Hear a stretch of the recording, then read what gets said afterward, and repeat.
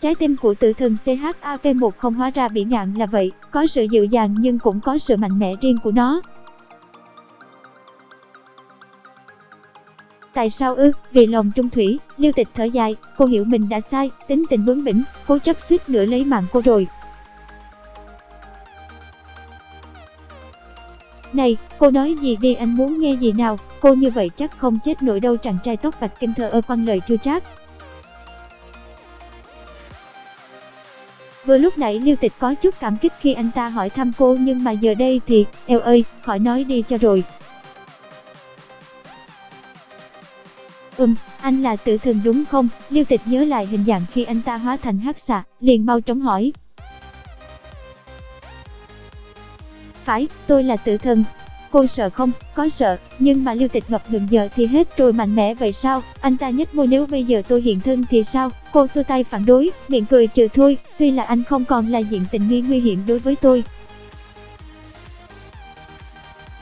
Nhưng mà nếu như anh thành một con rắn lớn, tôi sẽ rất sợ đó. Tôi sợ nhất là rắn mà, thì ra là vậy, cô dựa vào đâu mà cho rằng tôi sẽ không hại cô?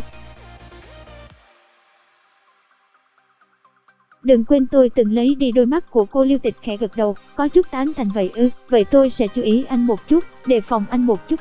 Thế thì tốt hơn. Đừng thấy nam nhân đẹp liền đem lòng tin tưởng, ha ha, anh tự tin quá mức rồi đó. Nam nhân đẹp ư? Anh ư? Còn lâu, anh đừng ảo tưởng. Anh ta thầm cười. Liêu Tịch có chút choáng váng, chẳng lẽ cô bị nụ cười ngầm đó đánh trúng trái tim sao? Không thể nào chứ. Liêu Tịch đỏ mặt, liền xoay người sang phía khác tránh ánh nhìn của anh ta. Này, đi đâu đấy? Ôi, tôi đi vệ sinh. Mà đó là lần đầu tiên hai người ngồi lại nói chuyện lâu như vậy, tính ra cũng mất dăm 3 canh giờ. Liêu Tịch trằn trọc trên giường, cô gác tay lên trán, lăn qua lăn lại có chút khó ngủ. Không biết anh ta tên gì nhỉ? Tại sao mình lại không hỏi nhỉ? Ôi, đầu với ốc. Tiểu thư, cô muốn đi đâu à? Liêu Tịch đứng nấp sau cánh cửa lớn của cung điện, cô thường thấy anh chàng kia đi vào. Bị gọi bất ngờ, Liêu Tịch giật mình, cô đặt tay lên ngực trái, thở phù phù. Tiểu thư tìm chủ thượng sao à? Cô làm tôi hết hồn đó. Không, tôi tình cờ đi qua đây thôi. Kiếm anh ta làm gì cơ chứ? Đã đến rồi thì vào đây đi. Chủ thượng. Tiểu nô tỳ quỳ xuống hành lễ. Còn Liêu Tịch đứng khoanh tay lại thờ ơ. Được thôi, tôi có vài chuyện muốn hỏi anh. Cửa cung điện đóng lại, Liêu Tịch tiến đến bên cạnh anh ta, cô cất giọng, tôi muốn về thăm ba mẹ nuôi. Không được. Tại sao chứ? Anh giam lỏng tôi ở đây lâu như vậy rồi. Cô ở đây bao lâu rồi nhỉ? Hơn 1 tháng rồi. 1 ngày ở âm phủ bằng 10 năm ở dương gian. Cô thử nói xem, cô ở đây 1 tháng, vậy thì ở dương gian ba mẹ nuôi của cô còn sống không? Liêu Tịch tròn xe mắt, cô rưng rưng nước mắt. Không thể nào. Tại sao anh lại không nói với tôi biết sớm chứ? Tôi sẽ chẳng còn cơ hội gặp lại người nhà của tôi nữa rồi. Anh có biết tình thương là gì không hả? Đồ nhẫn tâm, đồ lòng dạ sắt thép. Tôi ghét anh. Tôi không ngờ anh là hạng người ích kỷ như vậy, chỉ vì mục tiêu của mình mà ngay cả cảm nhận của người khác anh đều mặc kệ.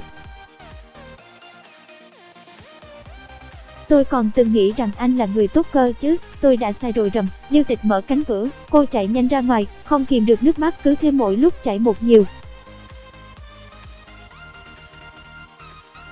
Cô ra bờ suối, hét lớn gọi tên ba mẹ nuôi và các em của mình. Hóa ra lần cuối gặp gỡ chính là lần cô bỏ nhà ra đi. Hóa ra, mối nhân duyên của cô và cha mẹ là quá ngắn ngủi. Liêu Tịch ngồi thật lâu ở bờ suối, mắt cô đã sưng húp nhưng nước mắt đã ngừng rơi.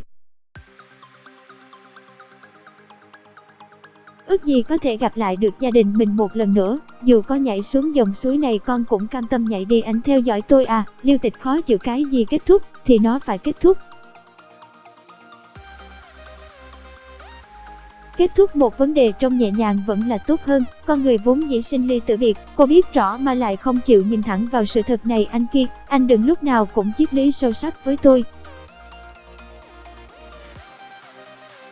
Anh trước giờ chỉ toàn lý luận cứng nhắc, sao anh không đặt trường hợp anh là tôi thì anh sẽ thế nào nhỉ? Cảm giác biết được người mình yêu thương mất đi, anh chưa từng cảm nhận được hay sao? Chưa từng phải rồi, một tử thần thì làm gì có máu tôi ơi, làm gì có tình thương, làm gì biết khóc chứ? Hết C10.